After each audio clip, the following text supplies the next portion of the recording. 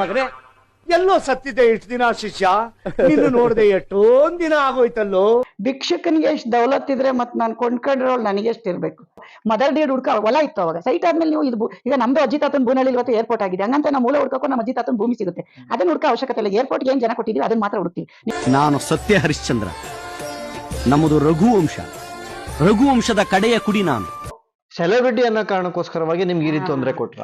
ಅಲ್ಲ, ತೊಂದ್ರೆ ಏನ್ ಕೊಡಕ್ಕಾಗಲ್ಲ. ಅವರು ನಾನು ತೊಂದ್ರೆ ಕೊಟ್ರೆ ಎದ್ರ ಮಗಳೇ ಅಲ್ಲ. ಯಾಕೆ ನಾನು ತೊಂದ್ರೆ ಕೊಟ್ರೆ ಎದ್ರ ಮಗಳೇ ಅಲ್ಲ. ಯಾಕೆ ನನ್ಗಿರೋ ಬುದ್ಧಿವಂತಿಕೆಗೆ ನಾನು ಇಲ್ಲಿ ಹುಟ್ಟಬಾರ್ದು ಕಂಡ, ಮತ್ತೆಲ್ಲಿ ಹುಟ್ಟಬೇಕಾಗಿತ್ತು? ಜಾಪಾನ್ ದೇಶ ಹುಟ್ಟಬೇಕು, ಅಮೆರಿಕಾದ ಅಧ್ಯಕ್ಷ ಆಗ್ಬೇಕು ಅಂತ ಕೇಳಿ ನಾನು ಮಾಡಕ್ ಮುಂಚೆ 10 ಸರಿ ಯೋಚಿಸ್ಬಿಟ್ಟು ಮಾಡ್ತೀನಿ.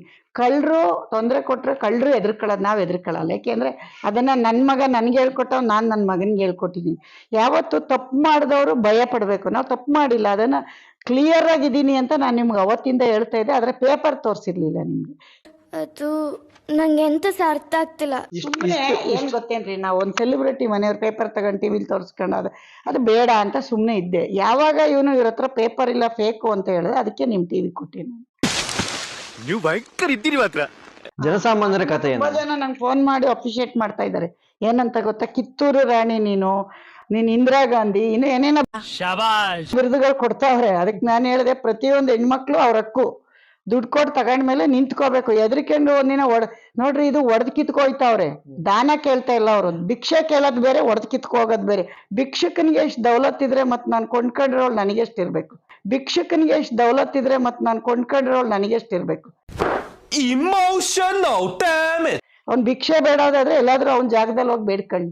ನನ್ ಜಾಗ ರೀ ಅದು, ನನ್ ಪ್ರಾಪರ್ಟಿ ಮೇಲೆ ಸರ್ವೆ ನಂಬರ್ ಇದೆಯಾ, ಆಮೇಲೆ ನಂದು ಸೈಟು ಅವಂದು ಹೊಲ, ಅಷ್ಟೇ ಹೇಳೋದು.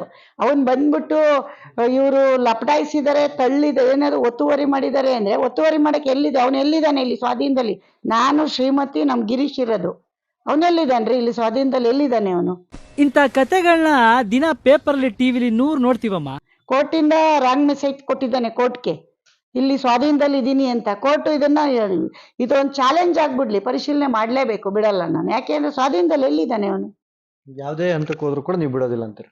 ಯಾವ್ದೇ ಅಂತ ಮೋದಿಯವ್ರ ಹತ್ರ ಹೋಗೋದಾಗ್ಬಿಡ್ಲಿ, ಲಾಸ್ಟಿಗೆ ಬಿಡಲ್ಲ ಇದನ್ನ ನಾನು. ಮಜಾಯ ಬಿಡಲ್ಲ ರೀ ಇದನ್ನ. ಇದನ್ನ ಇಷ್ಟಕ್ಕೆ ಬಿಡ್ತೀನಿ ಅನ್ಕೋಬಿಡಿ. ನಾನು ಇಳಿಯಲ್ಲ, ಇಳಿದ್ ಬಿಟ್ರೆ ಬಗ್ಗಲ್ಲ. ಯಾಕೆಂದ್ರೆ ನನ್ನಲ್ಲಿ ಪರ್ಫೆಕ್ಷನ್ ಇರುವಾಗ ಅವ್ರಿಗೆ ಯಾಕೆ ಎದುರ್ಬೇಕು ನಾವು? ಯಾರ್ರೀ ನಿಮ್ಮನ್ ತಡೀತಿರೋದ? ಸಾಮಾನ್ಯವಾಗಿ ಒಂದು ಮಾತು ಕೇಳ್ಬರ್ತದೆ, ಯಶ್ ಅವ್ರಿಗೆ 100 ಕೋಟಿ ಆಸ್ತಿ ಇದೆ, 1000 ಕೋಟಿ ಆಸ್ತಿ ಇದೆ, ಆದ್ರೆ ಅವ್ರ ಅಮ್ಮ ಸಣ್ಣ ಪುಟ್ಟ ಸೈಟ್ಗೋಸ್ಕರ ಇಷ್ಟೊಂದು ಗಲಾಟೆ ಮಾಡ್ತಿರಲ್ಲ. ಹೌದು, ಅದು ಹೇಳೋರ್ಗೆ ಹೇಳಿ. ಯಶ್ಗೆ ಒಂದ್ ಸ್ವಲ್ಪ ಈ ಸೈಟ್ ದುಡ್ಡನ್ನ ಅವನಿಗೆ ಕರೆದ್ಬಿಟ್ಟು ಯಾರೋ ಗಲಾಟೆ ಮಾಡ್ತಾವನಲ್ಲ, ಅವನಿಗೆ ಕೂಡ ಕೇಳಿ. ಪಾಪ ನಾವು ದಾನಿಗಳಲ್ಲ, ಅವ್ರದ್ದು ಹೇಳ್ತಾ ಇದಾರಲ್ಲ. ಯಶ್ವರಿ 106 ಕೋಟಿ ನಾವು ಕದ್ದಿದ್ದಲ್ಲ, ಕಷ್ಟಪಟ್ಟು ದುಡ್ದಿದ್ದು. ಯಶು ಡ್ರೈವರ್ ಮಗ, ಕೋಟ್ಯಾಧೀಶ್ವರರ ಮಗ ಅಲ್ಲ, ಅಥವಾ ಎಲ್ಲಿಂದನೋ ಲಂಚ ಬಂದಿಲ್ಲ, ಕಷ್ಟಪಟ್ಟು ದುಡ್ದಿದ್ದು. ನಾನು ಇವಾಗ ಇದನ್ನ ಕ್ಲಿಯರ್ ಮಾಡ್ಬಿಡ್ತೀನಿ. ಯಾರು ಹೇಳ್ತಾರೆ ಅವ್ರು ಕರೆದ್ಬಿಟ್ಟು ಅವನಿಗೆ ದಾನ ಕೊಡಕ್ಕೆ ಹೇಳಿ. ನಾನ್ ದಾನ ಕೊಡ್ಬೇಕಾದ್ರೆ ಭಿಕ್ಷೆ ಬೇಡಿದ್ರೆ ಕೊಡ್ತೀನಿ, ಅವ್ನು ರೌಡಿಸಮ್ ಮಾಡಿರ್ ಕೊಡಲ್ಲ. ಅವ್ನು ದಾನ ಕೇಳೋರು ರಿಕ್ವೆಸ್ಟ್ ಮಾಡಿ ಬರ್ಬೇಕು. ಅವ್ನು ಏನಂತ ಬರ್ತಾವನೆ, ಯಶೋರ್ ಒತ್ತುವರಿ ಮಾಡವ್ರೆ ಅಂತ. ಒತ್ತುವರಿ ಎಲ್ಲಿ ಮಾಡಿದೀವಿ?